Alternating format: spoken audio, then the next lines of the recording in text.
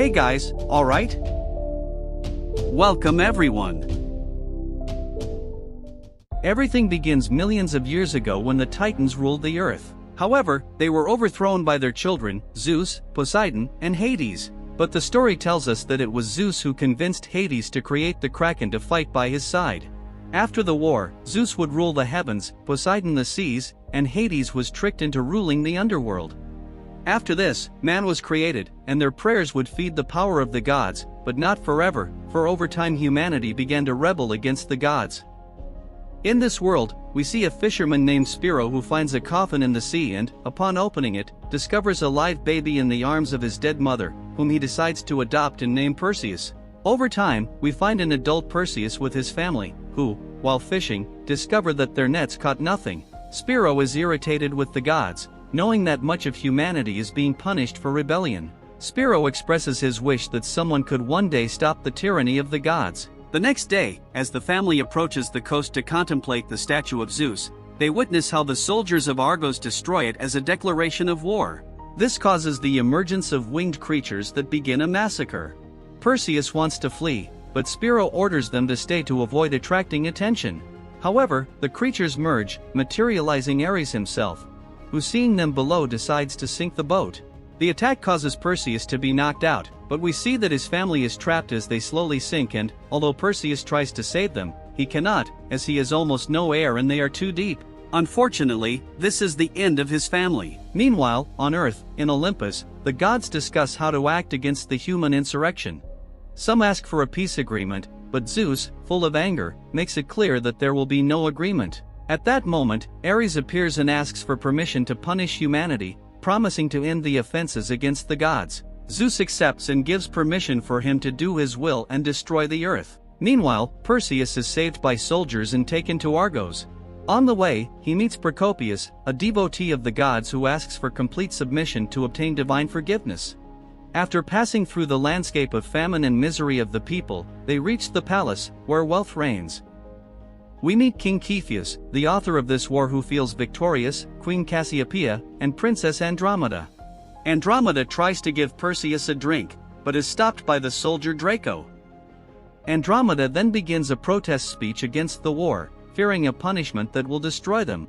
The queen, however, is uninterested and makes it clear that they should not fear, for the gods need them. She even mentions that they are already superior to them, using Andromeda's beauty, envied by Aphrodite herself, as an example. But, at that moment, they are interrupted by a black cloud that, after absorbing all the soldiers except Perseus, materializes into Hades himself. Hades reminds the kings that they are mere creations of the gods and forces them to kneel. Perseus tries to attack him, but changes his mind when stopped by a woman named Io. Meanwhile, Ares, who heard the queen's speech, decides to punish her by stealing her youth. He then reveals that they have 10 days to sacrifice the princess, or else the eclipse will come, or he will release the Kraken to destroy the entire city. Before leaving, Hades reveals to Perseus that his father is Zeus. Hermes informs Zeus about the existence of Perseus, but he is indifferent to his son, as he never heard his prayers. In Argos, Draco is about to burn Perseus' face as an interrogation for being a demigod, but this is prevented by the king, who asks Perseus to save them with his strength. However, Perseus says that everything is false, as he is an ordinary man. However, later, when he returns to his cell, Perseus receives a visit from Io. She introduces herself as someone who was punished with eternal youth for rejecting a god and reveals that she was the one who took care of Perseus until he found his family. Io then tells Perseus that he really is the son of Zeus and begins to recount how, in the past, when King Acrisius led an attack on Olympus, Zeus decided to punish him by disguising himself to lie with his queen. When the king arrives at his quarters, he sees Zeus. Knowing what had just happened, Acrisius orders the death of his wife and son, that is, Perseus. Back then, after Acrisius was struck by lightning and transformed into a monster as punishment, he threw the coffin into the sea with his last strength, where only Perseus survived. Io mentions that Perseus was born to kill the Kraken, which would weaken Ares enough to defeat him. This convinces Perseus to accept the king's mission as he seeks revenge. Once a small army is assembled, Draco does not miss the opportunity to make it clear to Perseus that they are all heading to certain death, all for his desire for vengeance. Thus, in search of knowledge on how to kill the Kraken, they begin the journey to the Witches of Fate. But before leaving the city, two hunter brothers, Cukuk and Ozil, join them, earning a place for their knowledge in mythological beings. Meanwhile, Ares meets with the former king Acrisius, now called Calibos, and convinces him to work together in the shadows against Zeus. Ares empowers Calibos and orders him to assassinate Perseus. Back with the soldiers, Perseus notices the presence of gods following them. Draco decides to start training him and, although at first Perseus seems to be like any other soldier, soon his instincts surface, making him easily defeat Draco.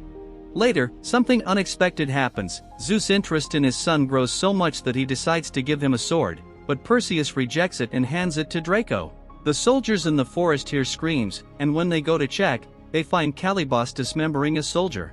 The battle begins with Perseus being humiliated, as he cannot withstand the blows and is even bitten. However, the others arrive and save him, cutting off Calibos's hand. Surrounded, Calibos decides to flee and they go after him. The severed hand transforms into a scorpion. Nearby, the soldiers once again surround Calibos, but from his blood, giant scorpions begin to sprout. Calibos manages to escape. A new battle begins, where they are easily overwhelmed and many die. Perseus is attacked, but Io helps him not to be killed. Draco demonstrates his combat experience as the only one who can kill one of the beasts. Perseus is attacked again, and for a moment everyone thinks he is dead beneath the creature. Fortunately, he killed it and pierced its body, coming out from the back of the monster. Although Perseus is lucky to come out of the stomach of a scorpion, they are soon surrounded and it seems like the end, but they receive help from beings called Jinn, who use magic to stop the scorpions. Perseus plans to thank them, but suddenly he begins to suffer from the venom of Calibos's bite. Draco advises Perseus to ask for strength from Zeus, but he refuses. Meanwhile, in Argos, Andromeda witnesses how Procopius and his followers prepare her altar for sacrifice. With Perseus, who worsens every moment, Io goes to get water and one of the jinn, named Suleiman, approaches him and uses his magic to burn his wound. The soldiers think it's an attack, starting a battle that lasts little, as soon Perseus is shown to be cured. The jinn mention that they will join them, as they also seek vengeance against the gods. Draco reprimands Perseus for not using the gifts of the gods to fight, but he continues to refuse, as he does not want to be like them. The jinn demonstrate their usefulness by transforming the scorpions into means of transport, crossing the desert and mountains until they reach the Stygian garden, where the Kraken defeated the Titans. The soldiers find the Witches of Fate, who share a single eye. They recognize Perseus by his blood and know why he came. Before speaking, they demand a sacrifice and attack one of the soldiers. Perseus manages to obtain their eye and forces them to reveal how to defeat the Kraken. The witches say that only the petrifying gaze of Medusa can defeat it, but to get to her, they must cross the river Styx of the underworld. Before they leave, the witches decide to take revenge, telling Perseus that it is written in fate that he will die. After that, when Perseus is alone, he meets Zeus, who advises him not to continue with his mission or he will die, as the witches predicted. Zeus offers him a sanctuary as a god for being his son. However, Perseus rejects Zeus' offer, who then gives him a gold coin as a last gift and leaves. Moments later, the brothers Ozil and Cukuk give him a scorpion shield as a farewell gift, as they are not willing to go to the underworld, but we see that the others accept the risk and continue. Thus, they reach the bank of the river, where Perseus' coin is used to call Charon, the ferryman. During the journey, Io explains that she cannot help them, as the laws forbid women from entering Medusa's temple. After the journey, they finally reach the end of the road and find the temple. Once inside, Medusa quickly notices their presence and begins by injuring Draco, as well as sending other soldiers into the fire. She continues petrifying the younger soldiers. Then, Perseus decides to draw Medusa's attention to make her come out of the shadows, thus giving Suleiman a chance to attack. Suleiman misses his attack and is captured by Medusa, but her gaze does not work on him. With no other options, Suleiman sacrifices himself and explodes, taking advantage of his proximity. Although it doesn't hurt her much, it gives Draco enough time to use a rock to pin her to the ground, and although he is petrified soon after, it allows Perseus to cut off Medusa's head. He leaves the temple victorious and is about to reunite with Io when suddenly Calibos arrives and stabs her. A new battle begins, and Perseus finds himself at a disadvantage, but when he sees Io's life in danger, he decides to use the sword that Zeus gave him. With it, he not only manages to injure Calibos but also corners and kills him. At that moment, Calibos returns to being human and, before falling, asks Perseus not to become like the gods.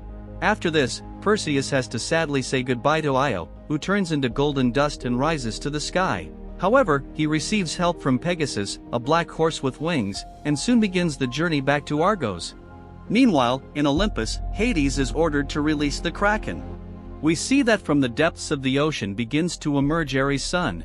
In Argos, Procopius leads his followers to the palace to capture Andromeda and tie her to the altar, preparing to sacrifice her. The Kraken arrives and begins to destroy part of the city, reflected in the death of the people. In Olympus, Hades reveals to Zeus that it was all part of his plan, as all that death only strengthens him, and now with this power, he can subjugate Zeus. Zeus reminds Hades that Perseus is still in the battle, so Hades goes to stop him. When Perseus arrives in Argos, Hades disappears and sends creatures against him. One of them manages to steal Medusa's head, starting a chase through the city while Argos continues to be destroyed. Perseus is not alone, as he receives help from the brothers Ozil and Kukuk on their scorpions. The moment of truth arrives, and the Kraken fully emerges, showing its monstrous fury. Seeing that little time is left, Perseus takes a risk, jumping from Pegasus to recover Medusa's head. After recovering it, he falls on the altar and, after striking some subjects, including Procopius, climbs to the top to reveal Medusa's head in front of the feared Kraken's eyes. Seeing this, Procopius tries to stop him, but the king stops him and is stabbed by the fanatic. Then, we see that the Kraken petrifies before it can attack, causing part of its body to fall on Procopius and the king, and another part makes Andromeda fall into the water. Shortly after, Hades appears to face Perseus, but this time it's different, as Perseus uses his sword to summon one of Zeus's lightning bolts, with which he manages to expel him and exile him to the underworld. Then, Perseus dives into the water, swims through the debris, and rescues Andromeda. Upon waking up, the beautiful Andromeda asks Perseus to stay in Argos to reign by her side, but he prefers to continue being just a man and leaves on Pegasus. Later, at what was once Zeus's altar, Perseus is visited by his father, who, as a reward for his acts, offers him a place in Olympus again. However, Perseus once again refuses. Zeus respects his decision and, as a demonstration of affection, revives Io. Time passes and 10 years later, we see that Io has died and Perseus now has a son named Helios. They live together on the coast as fishermen. One night, Zeus decides to visit them to warn that now that humanity has stopped praying to the gods, they are weakening and run the risk of becoming mere mortals and finally dying. This is being exploited by Kronos, who from Tartarus is expelling his demons to Earth, and if this situation worsens, he will soon escape from his prison. To prevent this, Zeus asks Perseus to join the gods in their fight, but Perseus refuses to abandon his son. However, that same night, in his dreams, Perseus has a premonition. He sees underworld creatures killing everyone around him, and a large hand of fire emerging from the ground and then sweeping the whole place. On the other hand, we see that in the depths of the earth, Zeus, Poseidon, and Ares, Zeus's other son, who considers Perseus a coward for his decision, gather. Together, they arrive at Tartarus, the great prison of the underworld, where they are received by Hades. Zeus asks for permission to enter and rebuild the walls of Tartarus, but Hades decides to betray him and makes his creatures attack them, and one of them ends up leaving Poseidon as dead. Ares also attacks and subdues Zeus, showing that he is on his uncle's side. With this, from the fissures of the earth emerges a chimera and begins to attack Perseus' city. Seeing this and not knowing where his son is, Perseus decides to use the sword that Zeus gave him. It doesn't take long to find Helios, and that's when he understands that the chimera is after his son. At one moment, Helios finds himself cornered, and Perseus decides to attract the beast to him to face it with his body. He is very lucky, as the beast gets trapped in nets and chains. However, brutally it soon frees itself and drags Perseus along the beach.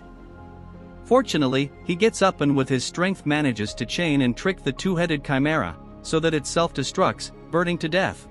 After this, Perseus and Helios reach Mount of Idols, where he tries to communicate with Zeus. However, it is Poseidon who answers his call. Poseidon explains that Hades and Ares have joined the Titans against humanity and that the other gods have disappeared. Therefore, the only hope is to free Zeus, who is imprisoned in the underworld. Poseidon knows it's a lot for Perseus, so he advises him to join forces with his son, another demigod named Agenor, who is in Argos and knows the way to Tartarus.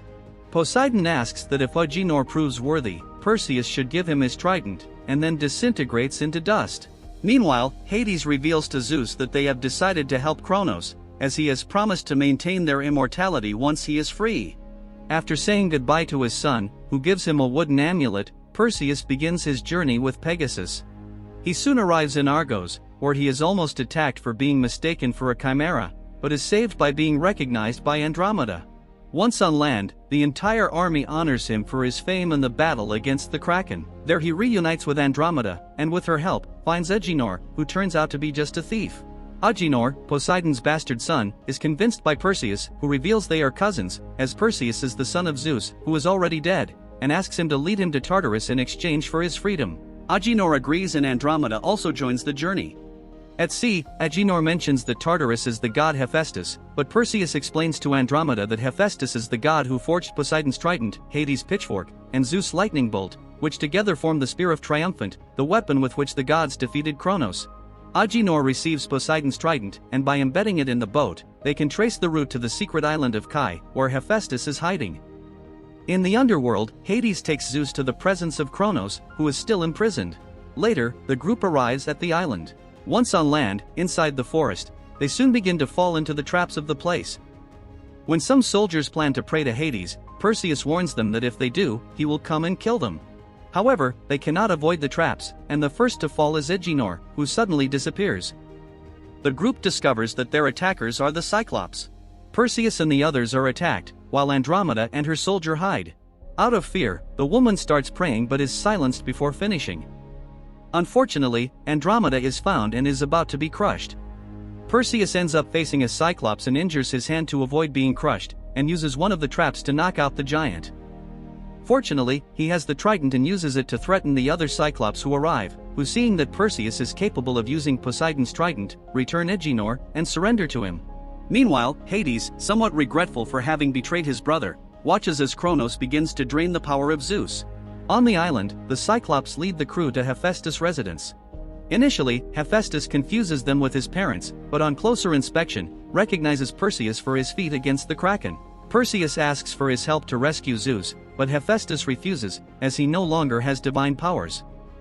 Then, Andromeda intervenes and, observing her closely, Hephaestus remembers Aphrodite, his ex-wife, and decides to help them. He explains how he created Tartarus, in which he made a path to its core, from where he escaped once the prison was created. Meanwhile, Hades tries to explain to Zeus that what he is doing is out of fear, since, unlike humans, when the gods die, they simply disappear and are forgotten. Later, when Perseus and the others arrive at the gates of Tartarus, they are surprised by the arrival of Ares. While Perseus begins to fight his brother, Hephaestus manages to open the door to the secret path. As Ares is very strong, they cannot enter in time, and the door begins to close. Seeing this, Hephaestus decides to use his staff to block the door and confront Ares. Thanks to his sacrifice, they manage to enter in time. Once inside, Agenor decides to take Hephaestus's map, taking advantage of his experience in navigation, and begins to guide them through the constantly changing labyrinth. After walking without really advancing, they start to argue, as Perseus asks for the map to try to read it, which makes Agenor irritated. When they come across a wall that closes, making them lose sight of it, they start to move quickly, following Agenor's instincts, until they reach a platform that plunges them into a trap. Moments later, Andromeda gets trapped and is about to be crushed by the walls. To save her, Perseus and Agenor join forces and, although they manage, Perseus falls away from them. Then, before their eyes, his son appears, but Perseus knows it's just an illusion, and this is confirmed when, suddenly, he is attacked by the Minotaur. The fight begins with Perseus taking a beating, but after freeing himself, he manages to pin the Minotaur against the columns and, with strong blows, manages to break a horn, with which he stabs the Minotaur in the heart until it dies. Shortly after, as a reward for his victory, the labyrinth reorganizes itself, and thus he rejoins the others at the entrance to Tartarus. Nearby, once Kronos has drained the power of Zeus, he, with his last strength, asks Hades for forgiveness for banishing him to be the king of the underworld and, after making it clear that he has not forgiven his betrayal, asks to be freed. He is about to do so, but is stopped by Ares, who tries to assassinate Zeus using his father's lightning bolt. Zeus, still conscious, denies the lightning bolt to Ares. At that moment, Hades stands up and, by surprising his nephew, manages to push him away from Zeus. Meanwhile, we see that Perseus finally reaches his father, just when Kronos was freeing himself. He manages to break Zeus's bindings, and Hades is about to finish his work, but is interrupted by Ares, although he cannot prevent Ares from stabbing his pitchfork into his father. However, Zeus and Perseus join their weapons and manage to teleport to the surface, without realizing that Perseus left his son's wooden sword in Ares' sight.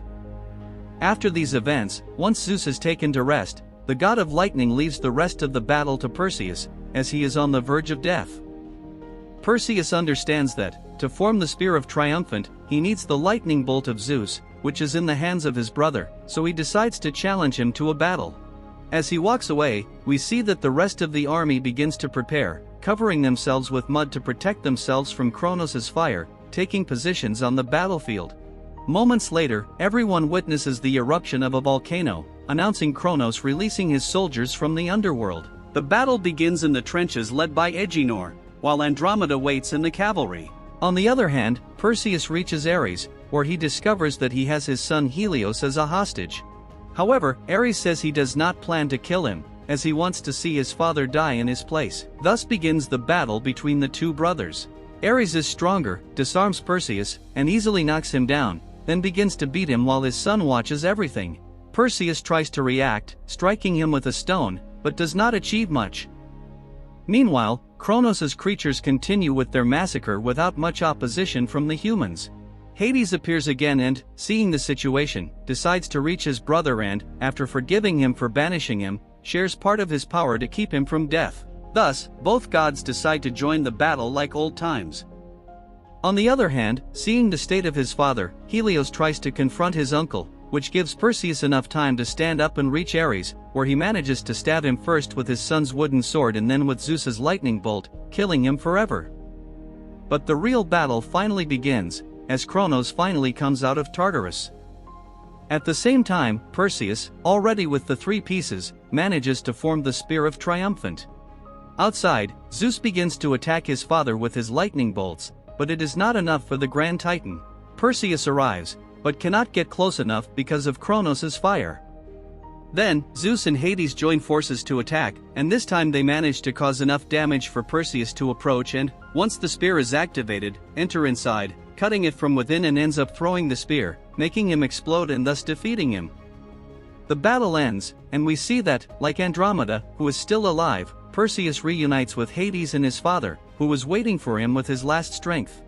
Zeus explains that he has no strength left and Hades cannot save him. He advises Perseus to use his powers wisely and, after saying goodbye thanking him, dies and disappears as dust under Perseus' tears. After that, Hades reveals to his nephew that all his power is also gone and, ironically, comments that perhaps now he can be stronger. Later, on the advice and help of Agenor, who distracts his son, Perseus approaches Andromeda and, this time, finally kisses her, making it clear that he wishes to be by her side. And before the day ends, Perseus hands his sword to Helios so that he remembers with pride that he is the son of a hero and grandson of gods.